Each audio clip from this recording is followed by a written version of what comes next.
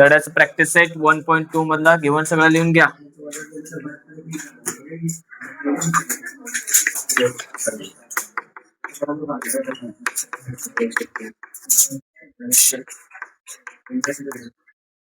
काढायचं काय तुम्हाला QR बरोबर प्रश्नाची.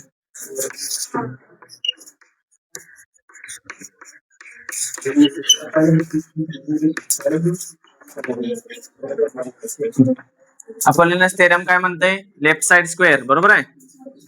PQ square plus PR square is equal to 2 times of PS into into 2 times of PS square into आता इथे काय येणार तुमचा अधिक कुठलं QS पण घेऊ शकता नाही तर SR पण घेऊ शकता. कुठलं घेताय? QS. कारण का QS ची किंमत दिलंय का कुठं?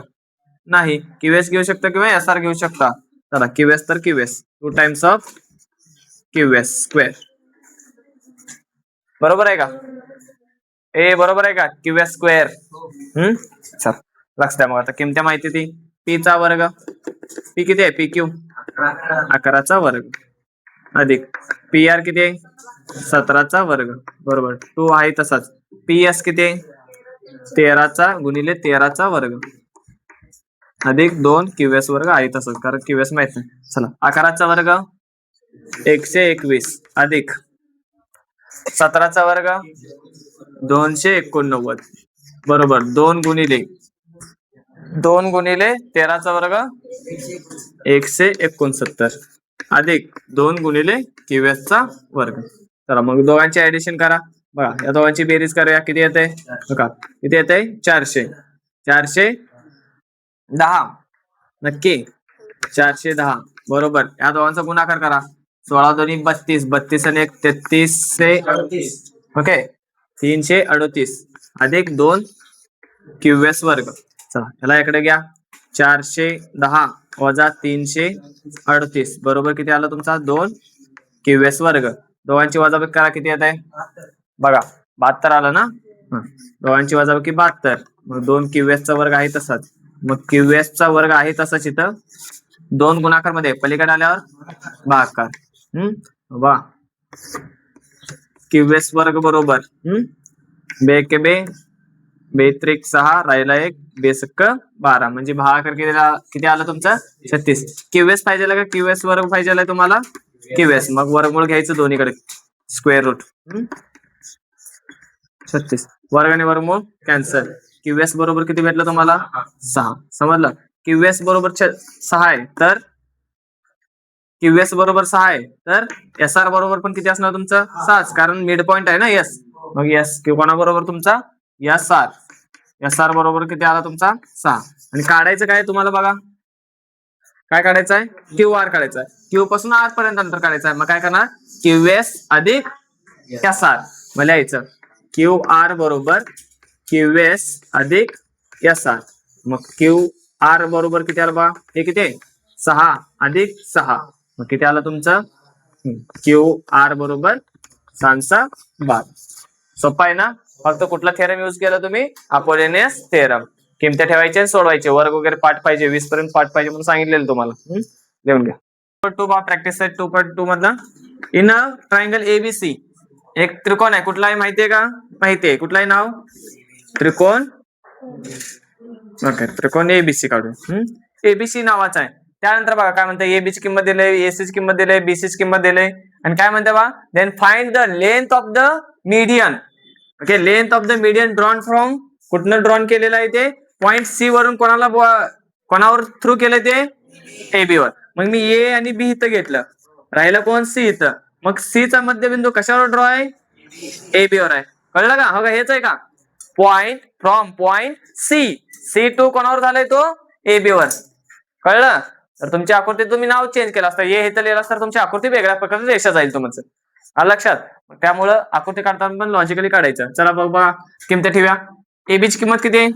AB 10 त्यानंतर AC 7 त्यानंतर BC 9 आणि काढायचं काय तुम्हाला? हे काढायचं आहे ABCD ठेवूया इथे नाव. D घेऊया. कोणाची किंमत काढायचं तुम्हाला? Median drawn from the point C. ह्याची किंमत काढायची मीडियनची. चला मग बघा, गिवन लिहून घ्या. गिवन मध्ये काय काय दिलं बघा? AB is equal to 10, AC is equal to 7, BC is equal to 9 and काय काढायचं तुम्हाला?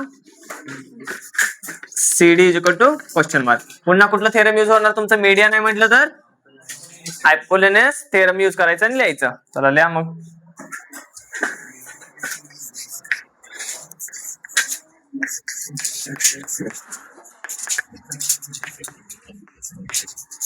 काय करताय? लेफ्ट साइडचा वर्ग कोणाचा? AC चा वर्ग अधिक राईट साइडचा वर्ग कोणाचा? BC चा वर्ग बरोबर 2 टाइम्स ऑफ मीडियन कोण आहे? CD चा वर्ग अधिक 2 टाइम्स ऑफ कोणाचं येणार तुमचं? कुठलं येणार? कुठलं येणार तुमचं आता? हा का, इथं इकडे लक्ष द्या. इथं अजून बघा, पूर्ण कशाची किंमत दिली तुम्हाला? A पासून B पर्यंत. हा मीडियन असते. मग असं लिहू शकतो आपण AB is equal to AD अधिक DB लिहू शकतोय का? A पासून B चं अंतर कोणाकोणाचे बेरीज होणार? AD अधिक DB लिहिणार. आणि तुम्हाला माहिती आहे AD आणि DB एकच आहे. मग इथं DB काढून AD ठेवू शकतोय का? लक्षात, कारण दोन्ही इक्वलच आहेत ना, मीडियन आहे म्हटलं तर. बाबा इकडे किती दिसायला? AB बरोबर किती AD? 2 AD. ओके, AB ची किंमत माहिती आहे किती आहे? 10 आहे. हा डायरेक्ट उत्तर 10 आहे बरोबर 2 AD. तर AD बरोबर किती झालं बघा? AD बरोबर 10/2 म्हणजे AD बरोबर किती भेटलं तुम्हाला? कळलं? ओरली पण करता येते तुम्हाला. डायरेक्ट दोन्हीचं उत्तर किती आहे तुमचा? 10 आहे. मग त्याच्या निम्म किती होईल तुमचं? 5. लक्षात, डायरेक्ट आपलं उत्तर हेच येणार. 2 टाइम्स ऑफ काय असते इथं तुमचा? AD चा वर्ग असतोय. चला मग किमत्या ठेवूया, सोडूया. AC ची किंमत बघा, सांगा लवकर. AC ची किंमत 7 चा वर्ग अधिक BC ची किंमत 9 चा वर्ग बरोबर 2 गुणिले CD ची किंमत दिल नाही, काढायचा. CD चा वर्ग आहे तसंच अधिक 2 इंटू AD ची किंमत काढलं बा किती? 5 चा वर्ग. चला वर्ग सोडूया. 7 चा वर्ग 9 चा वर्ग बरोबर 2 गुणिले CD चा वर्ग आहे तसंच अधिक 2 गुणिले 5 चा वर्ग 25. चला बेरीज करा. 50 आणि 30 130. 130 बरोबर 2 CD चा वर्ग आहे तसाच अधिक 25 दोन्ही 50 अधिक मध्ये पलीकडे आल्यावर वजा बाकी 130 वजा 50 बरोबर 2 CD चा वर्ग आहे तसाच. दोघांची वजा बाकी 80. 80 आलं का? बरोबर काय आला? 2 CD चा वर्ग. मग 2 इकडे पाठवा. 80/2 बरोबर CD चा वर्ग. बघा CD चा वर्ग बरोबर किती भेटलं तुम्हाला? 40. मग CD काढायचं म्हणलं काय करणार? Taking a square root. बाबा वर्गमुळात CD square is equal to under root मध्ये 40. मग स्क्वेअर आणि स्क्वेअर रूट कॅन्सल. मग CD इज इक्वल टू किती आला? 40. वर्गमुळात 40च येणार. हे जे अवयव पाडायचे येत आहे अवयव पाडायला. चला मग पाडूया बघा. 40 लिहिलं इथं, निम्म करायचं किती आलं? 20. निम्म करायचं किती आलं? निम्म करा किती आलं? निम्म करा. निम्मा येत ना, आता डायरेक्ट मूळ संख्या भेटली 1 आलं. मग हे अवयव इथं लिहूया. CD बरोबर किती भेटलं तुम्हाला? वर्गमुळात 2 गुणिले 2 गुणिले 2 गुणिले 5. चला मग बा CD बरोबर दोघांमध्ये कॉमन कोण आहे? 2 बाहेर आला.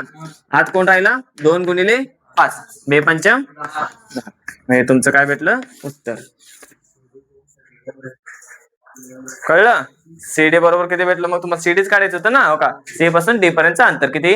2 वर्गमुळात 10. लक्षात लिहून घ्या.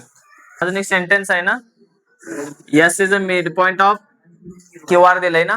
मग असं म्हणू शकतोय QS बरोबर SR म्हणू शकतोय ना. म्हणू शकतोय का? QS बरोबर SR म्हणू शकतोय ना, कारण S is a mid point दिले प्रश्नामध्ये. मध्य काय? तर असं असेल हे दोघं 1/2 ऑफ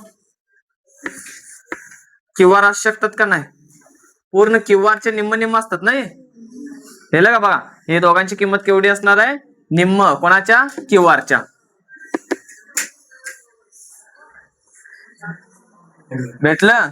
हे QR कुठनं आलं? वरच्या गुणाकार केलं तर काय येणार तुमचं इथं? QR/2. भेटलं इथंपर्यंत? रे इथंपर्यंत कळलं सगळ्यांना?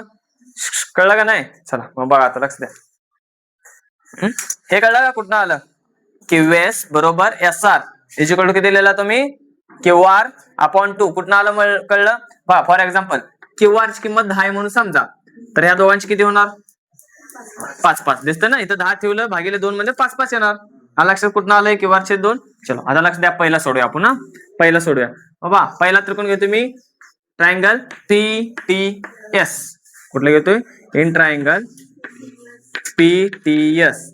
अँगल टी बरोबर किती 90 डिग्री आहे ना, मग इथं मी पायथागोरस थेरम यूज करतो. बाय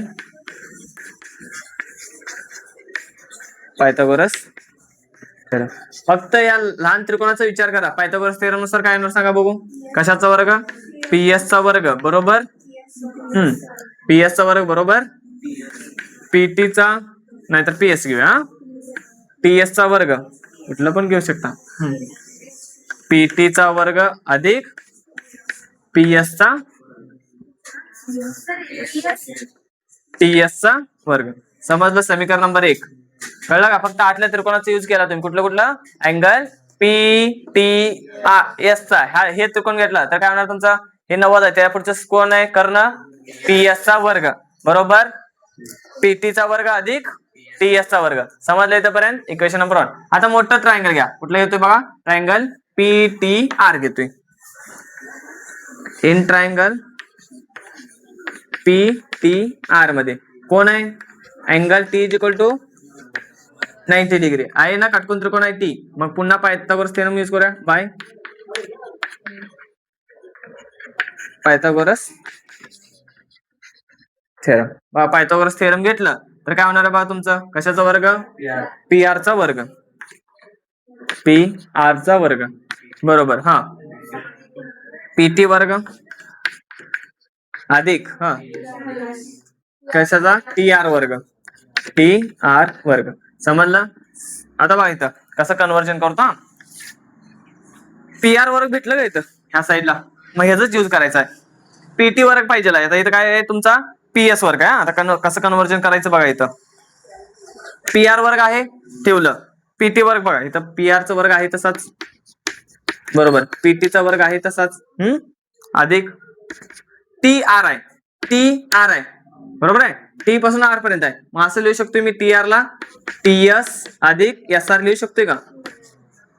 होता टी पासून आर पर्यंत आहे ना. टी पासून आर पर्यंत आहे. मग ह्याला कसं लिहिलं जाते टी एस अधिक एस आर चा वर्ग कारण एक रेषीय आहे ते. बरं बघा मग वर्ग बरोबर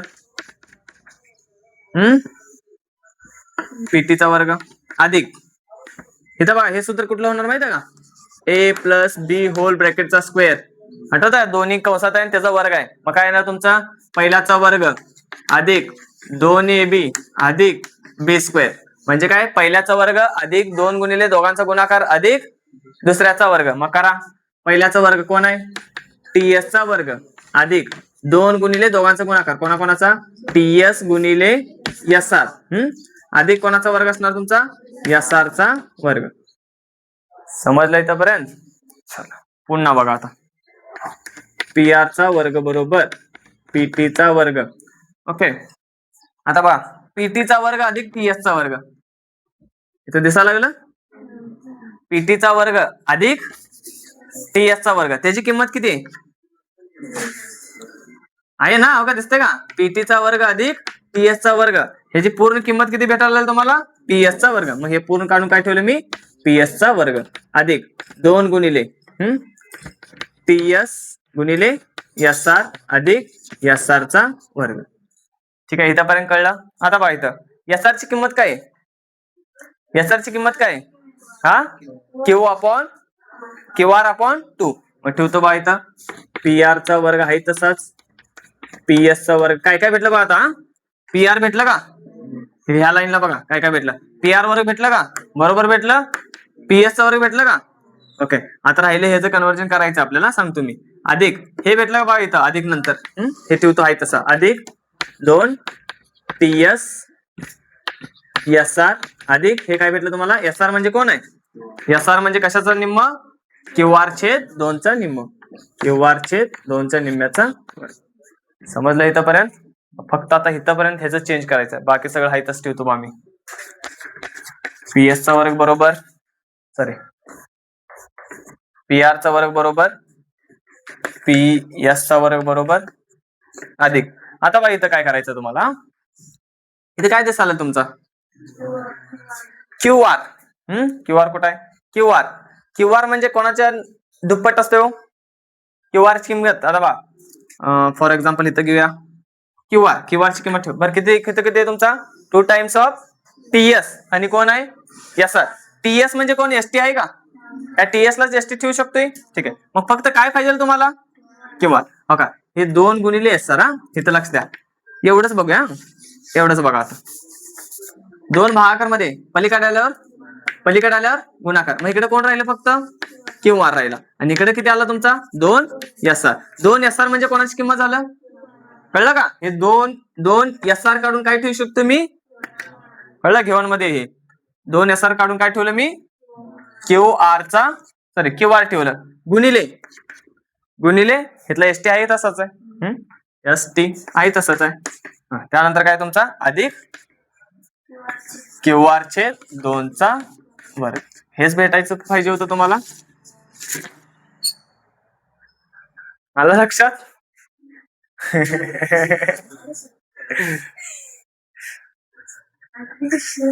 ऍप्लिकेशन कुठलं, ऍप्लिकेशन काय लागलं नाही इथं. पायथागोरस थेरम लागले 2 थेरम साठी. इथं काय लक्षात ठेवायचं होतं माहित आहे तुम्हाला, इथं फक्त लक्षात काय ठेवायचं होतं, 2दा पायथागोरस थेरम युज केला. कुठल्याला, एकदा आतल्याला एकदा बाहेरच्याला. आणि हे महत्वाचं होतं बघा, एवढंच तुम्हाला हे आहे ना, हे महत्वाचं आहे तुम्हाला. एवढं हे समजलं नाही, इकडे हे समजलं असेल तर इकडे बघ, हे लाईन दिसते तुला, क्यू पासून कुठपर्यंत आहे, क्यू पासून कुठपर्यंत आहे, आर पर्यंत. मग असं म्हणू शकतोय क्यू एस. आता तिथं शब्द काय तुझं माहित आहे, एस हा मध्यबिंदू आहे कोणाचा, क्यू आर चा. दिलंय का प्रश्नामध्ये, दिलंय का नाही बघा, जर दिलं नसेल तर आपल्याला सांगता येणार नाही. दिलंय ना, एस हे मध्यबिंदू आहे कोणाचा, क्यू आणि आर चा. मग असं म्हणू शकतोय क्यू आर बरोबर क्यू एस. हा क्यू एस आणि एस आर हा कोणाच्या निम्म होणार, मग ह्या दुप्पट्टीच्या क्यू आरच्या निम्म. हे समजलं. आता दुसरं बघ काय केलं, एवढंच आपण घेतलं, हे दोन्ही काय एकच आहे, ह्याला घ्या नाही न घ्या, मग एवढंच घेतलं मी. एस आर बरोबर क्यू आर छेद 2 आहे. 2 ला इकडे आल्यावर काय होणार तुमचा गुणाकार, 2 काय राहिले, 2 एस आर बरोबर काय राहिलं इकडं क्यू आर. जिथं क्यू आर दिसतं तिथं काय ठेवणार तुम्ही, 2 एस आर ठेवणार. आणि जिथं 2 एस आर दिसतं तिथं काय ठेवणार तुम्ही, उचलून क्यू आर ठेवणार, लक्षात. आणि जिथं एस आर दिसत तिथं काय ठेवणार, क्यू आर छेद 2. जिथं एस आर दिसतंय, जिथं कुठे गेलं, जिथं एस आर दिसतंय तिथं काय ठेवणार, क्यू आर छेद 2. एवढंच आहे.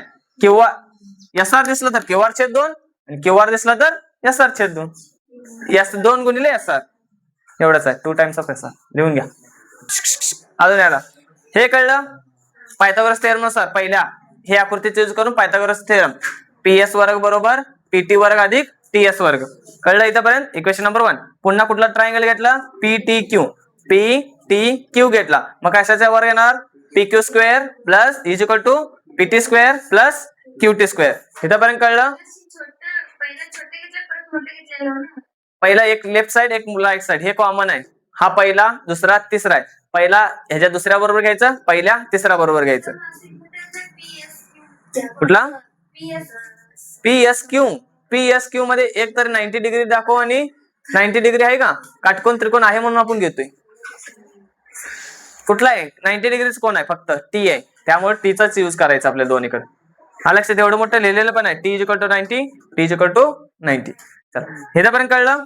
पुढे बघा पायथागोरस थेरम यूज केलं, कशाच हे पण लिहिलं. आता बघा क्यूटी म्हणजे काय, आता शिकवलेलं ना, हा क्यूटी म्हणजे काय, पूर्ण कोणाच्या निम्मा आहे, कोणाच्या मधनं, क्यू एस मधनं एस टी गेला, क्यू एस मधनं एस टी गेला तर काय भेटणार तुम्हाला, क्यूटी भेटणार. हे कळलं, आता लिहून दिलं.